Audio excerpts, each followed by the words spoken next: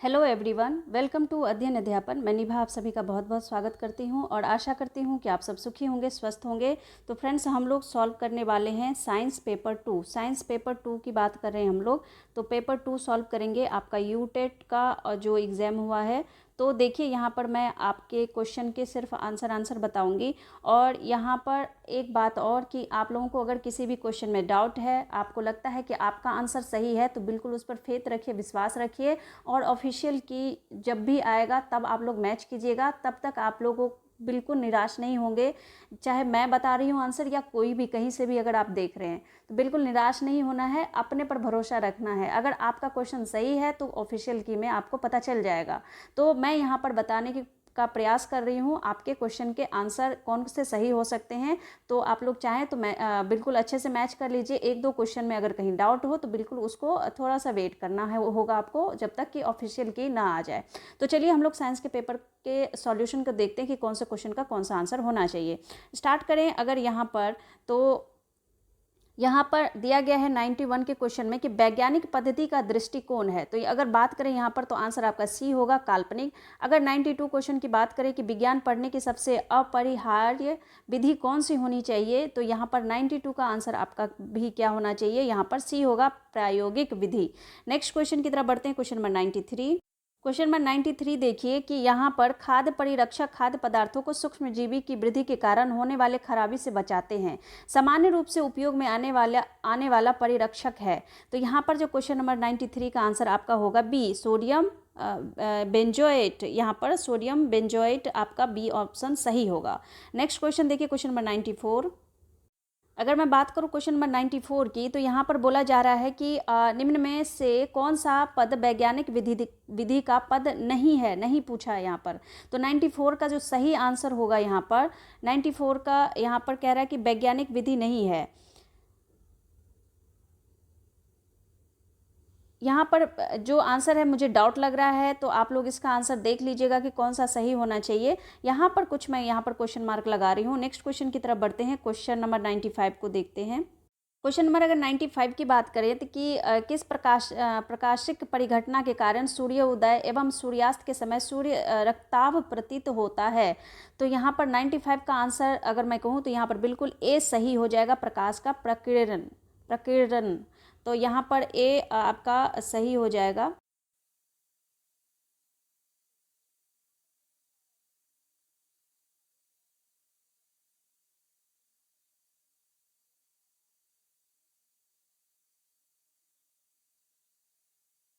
Question number 97 देखिए। Question number 97 में कहा जा रहा है कि निम्नलिखित में से कौन से कथन सही है। तो यहाँ पर अगर 97 की बात करें तो यहाँ पर भी कुछ डाउट है। यहाँ पर ए होना चाहिए। तो देख सकते हैं आप लोग आंसर, अगर आप लोगों को यहाँ पर कुछ और ऑप्शन नज़र आए तो बिल्कुल देख सकते हैं। नेक्स्ट क्वेश्चन देखिए, क्वेश्चन नंबर 90। अगर क्वेश्चन यहाँ पर हम लोग पढ़ें, क्वेश्चन नंबर आपका अगर 98 देखिए, तो 98 यहाँ पर जो बताया जा रहा है कि इससे क्या ज्ञात होता है कि वह लड़का, यहाँ पर 98 का आंसर क्या होना चाहिए। तो 98 का आंसर यहाँ पर आपका बिल्कुल बी होना चाहिए, त्वरित गति में होना चाहिए। बी आंसर आपका सही हो जाएगा। क्वेश्चन नंबर अगर 99 की बात करें तो यहाँ पर जो आंसर होना चाहिए कि निम्नलिखित में से कौन सा एक तत्व पत्ते के हरे वर्णक में स्थित रहता है। तो 99 का आंसर यहाँ पर आपका बिल्कुल ए सही हो जाएगा, मैग्नीशियम। क्वेश्चन नंबर 100 का देखिए कि यहाँ पर बोला जा रहा है कि निम्नलिखित में से कौन सा विद्यार्थियों में वैज्ञानिक कौशलों के विकास के लिए सबसे ज़्यादा उपयुक्त है। तो यहाँ पर 100 का आंसर जो यहाँ पर होगा वो होगा आपका ए, बिल्कुल सही होगा। विज्ञान ओलंपियाड का आयोजन करना बिल्कुल सही है। यहाँ पर 100 का आंसर आपका ए हो जाएगा। अब इसके बाद जो है मैथ के क्वेश्चन शुरू हो जाते हैं, तो हम लोग डायरेक्ट जाएंगे क्वेश्चन नंबर 131 पे।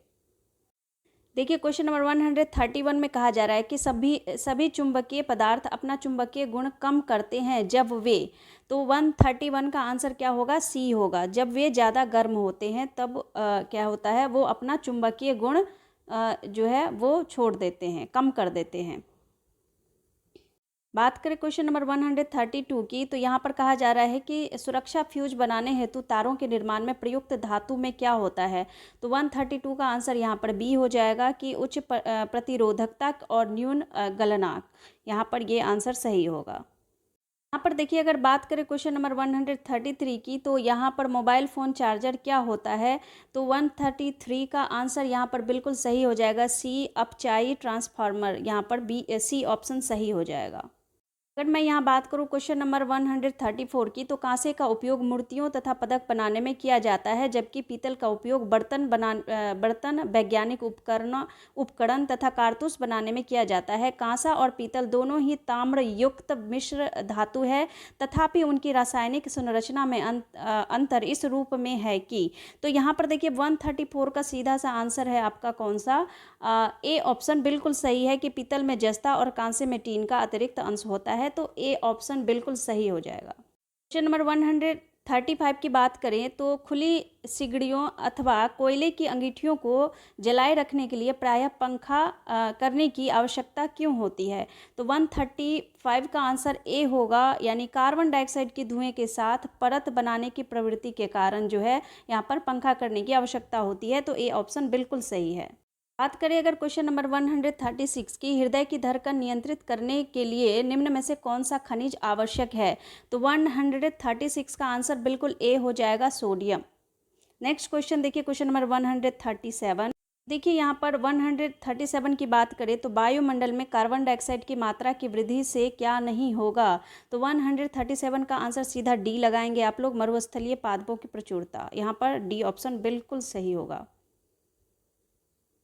बात करें 138 की, तो यहाँ पर देखिए हरी कक्षा 6 के शिक्षार्थियों को वृत्तीय गति पढ़ाना चाहता है, तो निम्नलिखित में से कौन सी सबसे अच्छी विधा होगी। तो यहाँ पर 138 का आंसर सीधा आप एक लगाएंगे कि गतिविधि आधारित शिक्षण है, यानी एक्टिविटी बेस्ड टीचिंग है। यहाँ पर ए आंसर। बात करें अगर 139 क्वेश्चन की, कि जब पानी में नमक मिलाया जाता है तो निम्न में से कौन सा परिवर्तन होता है। तो 139 का आंसर होगा आपका बिल्कुल ए होगा, क्वथनांक बढ़ता है और हिमांक घटता है।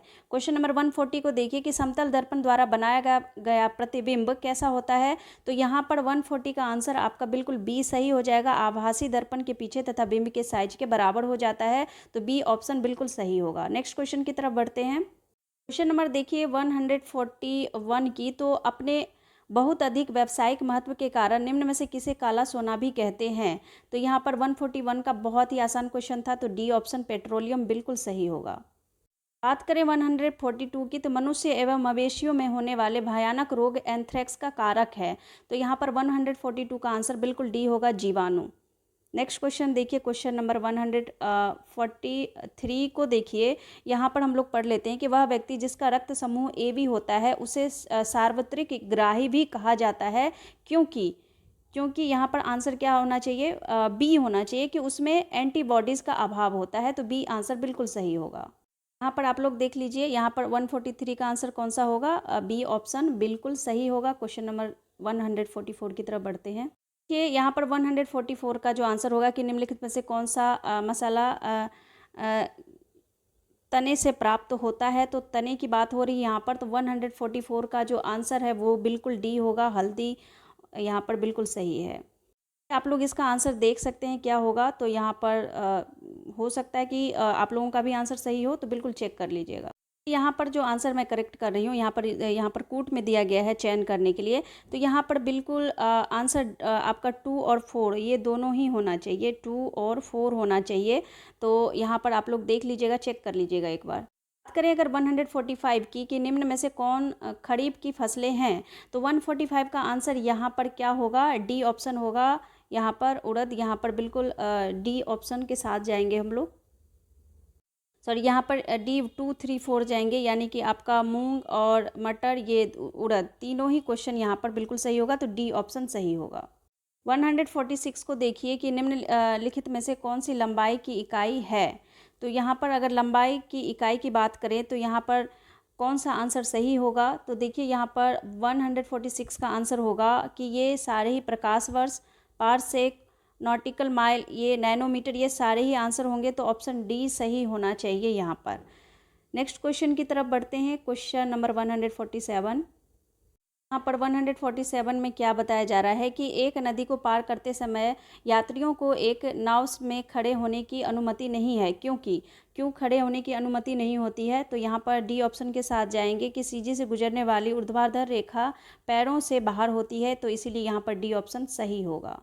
अगर क्वेश्चन देखें आप लोग 148 के न्यूनतम वायुमंडलीय प्रदूषण उत्पन्न करने वाला ईंधन पदार्थ है, तो यहाँ पर 148 की बात करें तो बिल्कुल ए सही हो जाएगा। यहाँ पर ए के साथ जाएंगे। तो नेक्स्ट क्वेश्चन की तरफ बढ़ते हैं। 149 की बात करें यहाँ पर कि पानी के दो शुद्धतम रूप हैं, तो 149 की बात करें तो बिल्कुल यहाँ पर डी आएगा 3 और 4, ये क्योंकि वर्षा जल और आसुत जल ये दोनों ही आते हैं, तो यहाँ पर डी ऑप्शन सही होगा। अंतिम प्रश्न देखिए 150 की खाना पकाने के दौरान सर्वाधिक नष्ट होने वाले यौगिक हैं, तो 150 का आंसर डी होगा, विटामिन। तो यहाँ पर डी ऑप्शन के साथ जाएंगे। तो फ्रेंड्स उम्मीद करती हूँ कि आप लोगों ने अपना आंसर चेक कर लिया होगा। आपके मार्क्स जितने भी आए हों तो अभी बिल्कुल रिजल्ट पे मत जाइए जब तक कि आंसर की आपका ऑफिशियल आंसर की आप लोगों को ना मिल जाए, तब तक आप लोग किसी पे मतलब बिल्कुल अपने आंसर सही है ठीक कर लीजिए। लेकिन अगर आपको डाउट लगता है कि आपका आंसर बिल्कुल सही होगा या फिर कोई भी क्वेश्चन में, तो आप बिल्कुल यहाँ पर डिसीजन नहीं लेना है कि इतने ही मार्क्स आए हैं।